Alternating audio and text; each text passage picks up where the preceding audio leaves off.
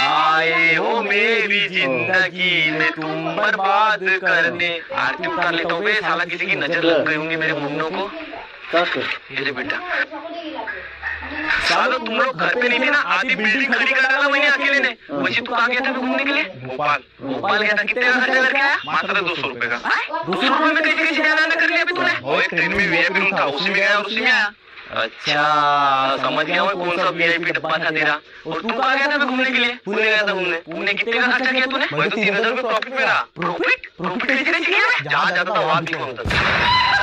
बहुत बढ़िया मुन्ना, ये है साला सही आदमी। और तू पूरा बैल है बे, साला हर जगह घाटा करता है। मैं क्या बोलता हूँ, ये पूरी सेंट्री खोलना है अपने को। चलो वीडियो वाला काम पे। वो सब्बल तो ला ले पहले बे, सब्बल ला वहाँ से।